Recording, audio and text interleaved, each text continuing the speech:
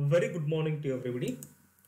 Welcome to the fifth session of classical mechanics.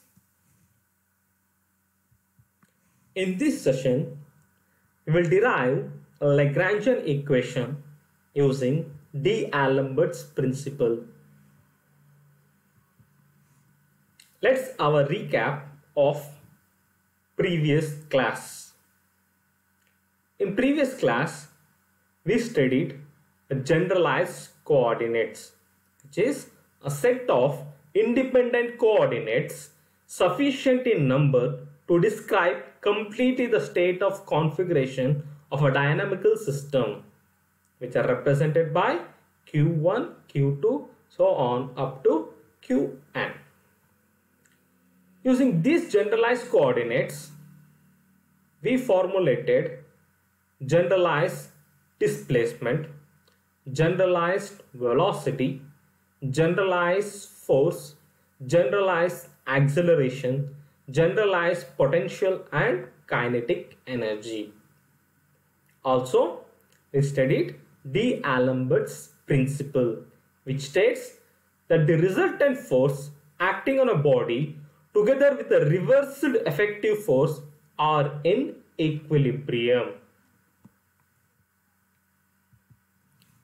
The learning objective of this session is to derive Lagrangian equation of motion.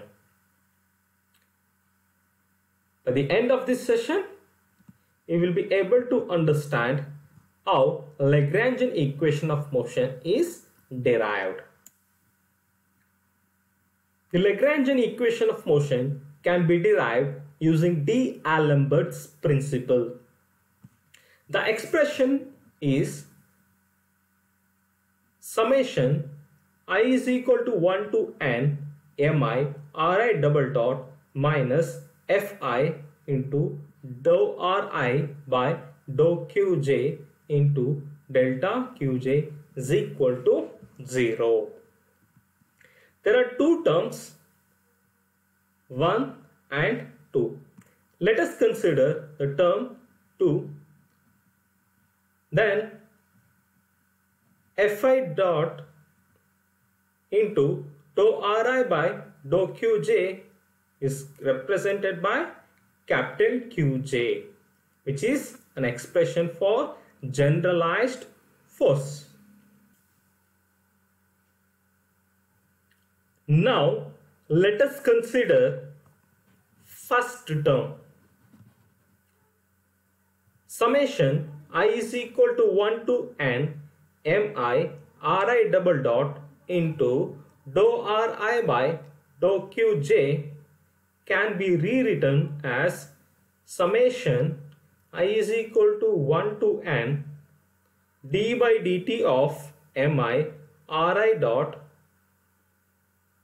dou r by dou qj minus mi ri dot I dot dou ri dot by dou qj.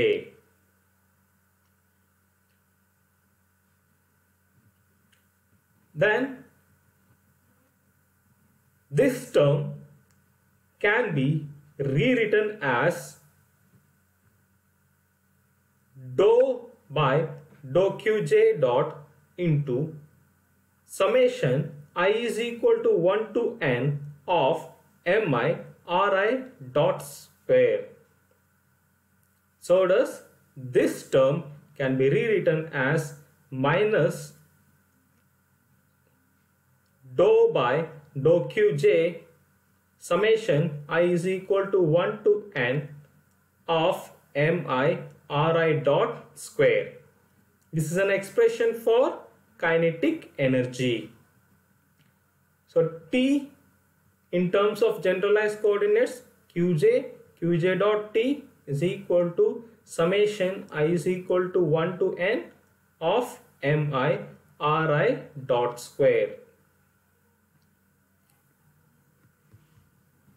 So the expression now reduces to summation j is equal to 1 to 3n minus k if there are constraints in it. d by dt of dou t by dou qj dot minus dou t by dou qj minus capital Qj into delta Qj is equal to 0, which is independent of delta Qj.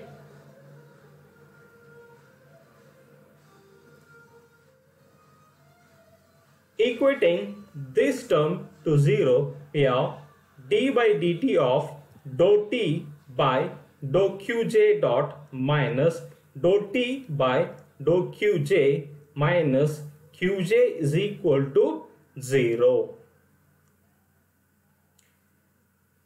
If the force is a conservative force, then from potential you can derive the force expression. So this turns out to be Qj is equal to minus dou v by dou qj. Note that if the potential is velocity independent, then dou v by dou qj dot is equal to 0. Then the Lagrangian is a function of qj dot and t, which is equal to kinetic energy minus potential energy. This is an expression, general expression for Lagrangian equation. If it is a conservative force, then the expression is d by dt of dou L by dou qj dot minus dou L by dou qj is equal to 0. This term is a generalized momentum. So we have derived a Lagrangian equation using D'Alembert's principle.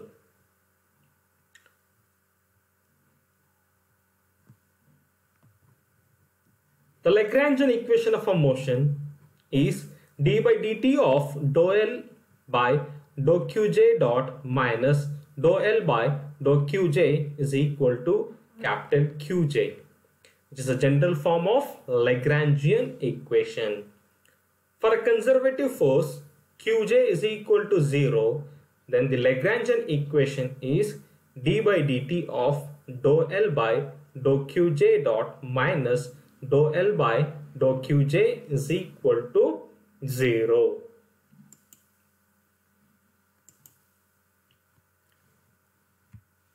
MCQ questions. Question number 1. The Lagrangian equation of a motion for a system is equivalent to dash equation of motion.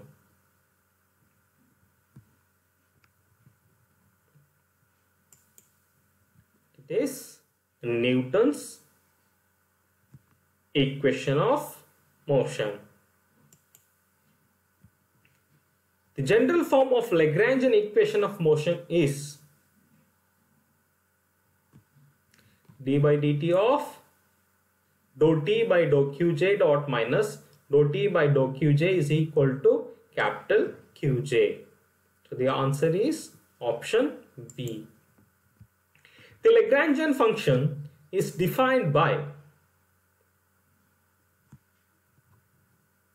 answer B, L is equal to T minus V.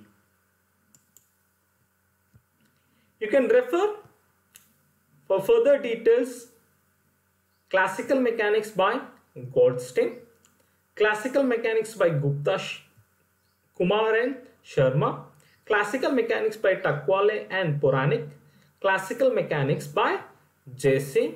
Upadhyaya. Hope you enjoyed this session. Thank you all.